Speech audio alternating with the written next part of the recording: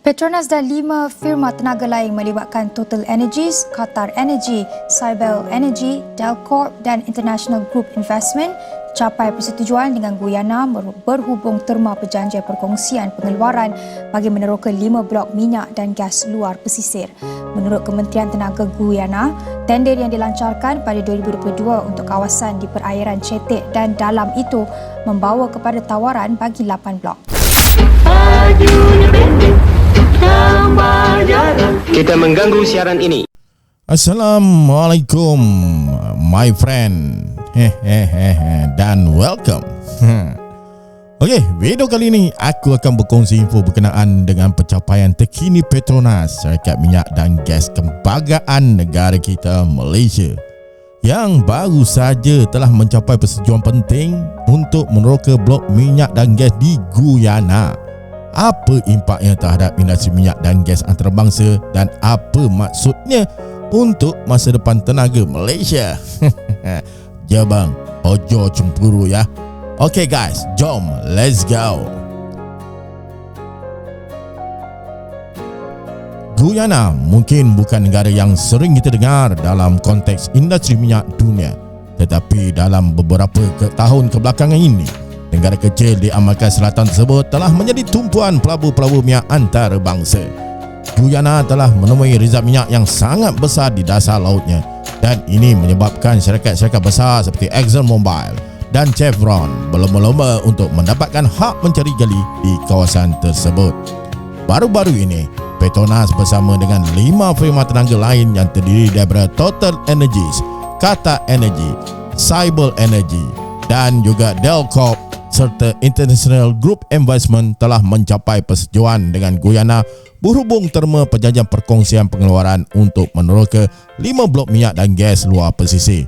Demikian menurut Kementerian Tenaga Negara itu.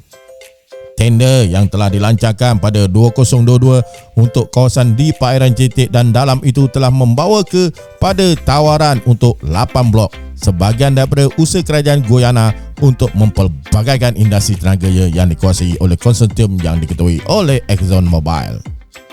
Exxon Group yang juga sedang berbincang dengan kerajaan negara itu mengenai terma untuk meneroka kawasan luar pesisir S8 yang merupakan sebahagian daripada tender berminat untuk menilai peluang pemerangkapan dan penyimpanan karbon di dalam blok terbabit, kata kementerian itu dalam satu kenyataan mereka.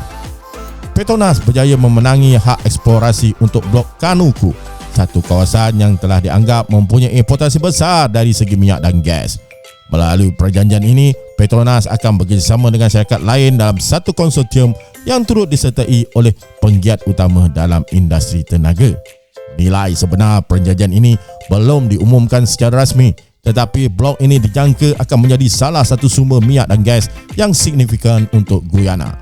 Dengan potensi pengeluaran yang besar, Guyana kini dilihat sebagai salah satu pemain baru yang penting dalam industri minyak global. Dan ini adalah peluang emas bagi Petronas untuk memperkukuhkan kedudukan mereka di pasaran antarabangsa.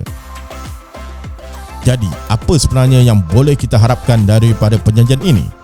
Bagi Petronas, ini adalah langkah penting dalam memastikan mereka terus relevan di peringkat global. Dalam era di mana sumber minyak di Asia Tenggara semakin terhad, Petronas perlu mencari sumber baru di luar negara untuk mengekalkan pengeluaran. Eksplorasi minyak di Guyana ini juga menunjukkan diversifikasi strategi Petronas ke dalam pelbagai kawasan geografi untuk mengurangkan ketergantungan kepada satu rantau sahaja. Jika projek ini berjaya, ia bukan saja akan menyumbang kepada keuntungan Petronas, tetapi juga kepada ekonomi Malaysia melalui peningkatan pendapatan minyak negara. Dan sudah tentu dari segi reputasi, ini mengukuhkan lagi status Petronas sebagai salah satu syarikat minyak kebangsaan yang mampu bersaing di peringkat global. Walaupun berita ini nampak positif, kita juga perlu ingat bahawa eksplorasi minyak bukanlah satu tugas yang mudah. Ada beberapa cabaran yang mungkin dihadapi oleh Petronas. 1. Cabaran geologi dan juga operasi. Guyana, walaupun kaya dengan minyak, adalah kawasan yang mempunyai cabaran geologi yang agak kompleks. Pelantar minyak di perairan dalam memerlukan teknologi canggih dan kos operasi yang sangat tinggi. 2. Tekanan persekitaran. Seperti yang kita tahu, semakin banyak tekanan diberikan ke atas syarikat minyak dan gas untuk mematuhi undang-undang alam sekitar yang ketat. Dengan eksplorasi minyak ini, Petronas perlu memastikan bahawa mereka meminimumkan kesan alam sekitar dan mematuhi segala regulasi antarabangsa. Ketiga, ketidakstabilan pasaran minyak. Kita juga tidak boleh melupakan pasaran minyak global yang sentiasa berubah-ubah. Harga minyak mungkin turun naik bergantung kepada situasi geopolitik dan ekonomi dunia. Jadi, ini adalah risiko yang perlu diambil kira. Dalam dunia yang sedang bergerak ke arah tenaga lestari, minyak dan gas masih lagi relevan untuk beberapa dekad yang akan datang. Perjanjian Petronas di Guyana ini boleh menjadi pemangkin kepada pertumbuhan jangka panjang syarikat, terutamanya dalam memperluas sumber pendapatan mereka di luar Asia Tenggara. Buat masa ini, kita hanya boleh tunggu dan lihat bagaimana perkembangan eksplorasi ini. Yang penting, Petronas sedang menunjukkan bahawa mereka serius dalam memastikan kelangsungan mereka di pasaran global. Apa pendapat anda tentang langkah terbaru Petronas ini? Adakah ini akan membantu Malaysia menjadi kuasa minyak global yang lebih besar? Tinggalkan komen korang semua di bawah.